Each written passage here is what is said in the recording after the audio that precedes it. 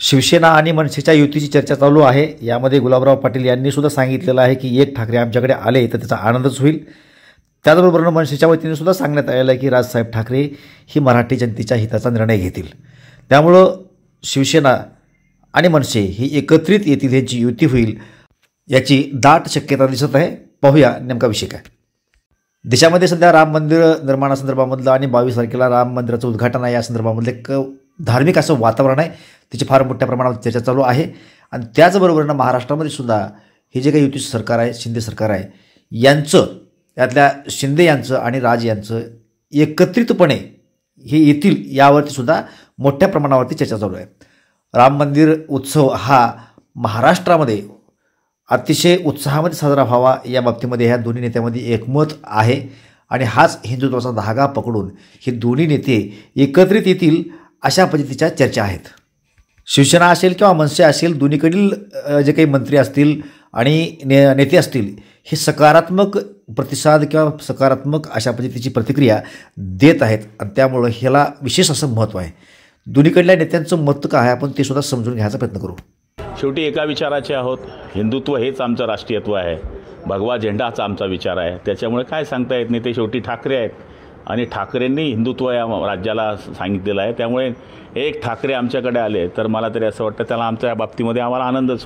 राम मंदिराच्या मुद्द्यावरून मनसेचे राज ठाकरे आणि शिवसेनेचे एकनाथ शिंदे ह्या दोघांच्यामध्ये एकमत आहे, परंतु उद्धव ठाकरे यांची शिवसेना मात्र भाजपच्या विरोधामध्ये राम मंदिरावरून टीका करताना दिसत आहे। अभी इतना ही बाकी है कि 22 तारीख को बीजेपी की तरफ से ऐलान होगा कि हम प्रभु श्री राम को ही चुनाव में खड़े कर रहे हैं। हाँ, इतना ऐलान होना बाकी है कि हमारे कैंडिडेट अयोध्या से या कहाँ से प्रभु श्री राम है। अब यही कहना बाकी है, इतना पॉलिटिक्स चल रहा है राम जी के नाम पर। शिवसेनेमधून फुटून राज ठाकरे यांनी आज स्वतःचा पक्ष मनसे हा काढला, परंतु बाळासाहेब ठाकरे यांच्या पश्चात उद्धव ठाकरे यांच्याकडे बाळासाहेब ठाकरेंचा वारसा नसून तो वारसा राज ठाकरे यांच्याकडेच आहे आणि राजकारणामध्ये कधी काही होऊ शकतं अशा पद्धतीचे मनसेच्या वतीनं वारंवार सांगण्यात येत आहे। त्यांचे कार्यकर्ते सुद्धा सांगतात। संदीप देशपांडे या बाबतीमध्ये काय म्हणाले आपण ते सुद्धा समजून घ्यायचा प्रयत्न करू। आधीचे जे 2.5 वर्ष मुख्यमंत्री होते ते भेटायचेच नाहीत कोणाला, आणि जे काय महाराष्ट्राचे प्रश्न असतील, जनतेचे प्रश्न असतील, सन्माननीय राजसाहेब ते घेऊन जातात मुख्यमंत्र्यांकडे, त्याच्यावर सकारात्मक कसा प्रतिसाद मिळतो, मार्ग निघतो। शेवट जनतेचे प्रश्न मांडण्यासाठीच आपण सगळेजण राजकारणात आहोत। राजकारणात कधी काय होईल हे काय आज सांगता येणार नाही। 2024च्या पोटात काय दडलं हे कोणाला माहिती, पण याबाबतचा जो काही निर्णय असेल तो सन्माननीय राजसाहेब योग्य वेळ घेतील आणि तो महाराष्ट्राच्या हिताचा असेल, हिंदुत्वाच्या हिताचा असेल आणि मराठी माणसाच्या हिताचा असेल।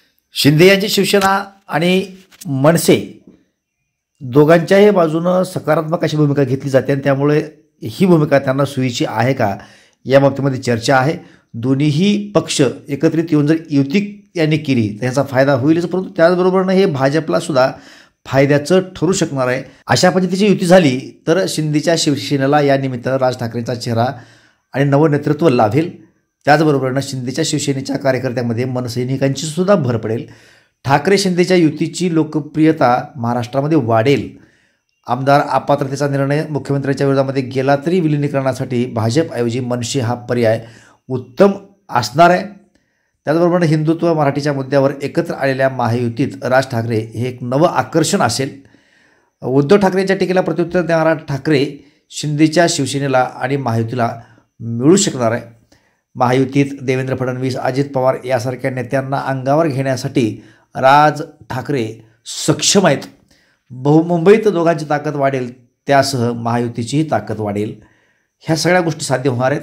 मुंबई, पुणे, नाशिकसह मोठ्या शहरांच्या महापालिका निवडणुकीमध्ये महायुतीची ताकद आणखी वाढू शकणार आहे। ह्या सर्व गोष्टी ह्या महायुतीमुळं साधणार आहेत। म्हणजेच काय तर अपात्रतेची तांत्रिक तलवार असलेल्या शिंदे यांना मनसे हा एक उत्तम पर्याय असणार आहे। जर उद्या काही समस्या आली तर, नाही जरी आली तर मनसे आल्यामुळं पारंपरिक मतदार शिंदेकडे वळतील, हा शिंदेचा फायदा आहे।